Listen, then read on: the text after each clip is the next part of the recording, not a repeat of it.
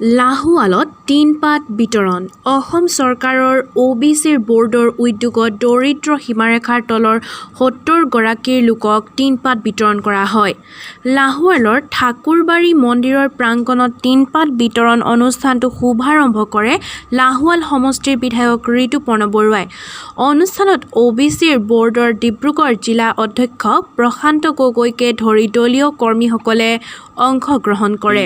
আমাৰ অন্যান্য পিছপৰা শ্ৰেণী উন্নয়ন বৰ্ড ডিব্ৰুগড়ৰ ফালৰ পৰা লাহোৱাল সমষ্টিৰ অন্তৰ্গত বিভিন্ন হিতাধিকাৰীক পোনপ্ৰথমবাৰৰ বাবে আমি টিনপাত বিতৰণ কৰিবলৈ আমি আজি এই অনুষ্ঠান আয়োজন কৰিছোঁ। আজি আমাৰ OBC বৰ্ডৰ যোগেদি আমাৰ লাহোৱাল বিধানসভা সমষ্টিৰ ৭০ গৰাকী হিতাধিকাৰীক আমি টিনপাত প্ৰদান কৰিছোঁ আৰু এই ৭০ গৰাকী দুখীয়া পৰিয়ালৰ গোটেইখিনি আৰু যিভাৱে বিশেষকৈ আমি এই এনেকুৱা পৰিয়ালকো আমি চিলেকশ্যন কৰিছোঁ যিসকল পৰিয়াল যোৱা ধুমুহাৰ সময়ত ক্ষতিগ্ৰস্ত হৈছিল, যাৰ ঘৰ দুৱাৰ বতাহে উৰুৱাই লৈ গৈছিল, সেনেকুৱা পৰিয়ালক আমি চিনাক্ত কৰিছিলোঁ যোৱা মাহত হৈ যোৱা ধুমুহাপাতত।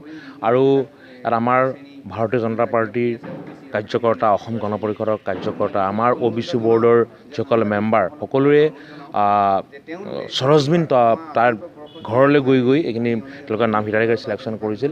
আৰু মই ভাবোঁ যে ইয়াৰ যোগেদি আমাৰ এই দুখীয়া পৰিয়ালসকলৰ যথেষ্ট সকাহ হ'ব, ধুমুহাই যি ক্ষতিগ্ৰস্ত কৰি গ'ল যথেষ্ট তেওঁলোকৰ সহায় হ'ব।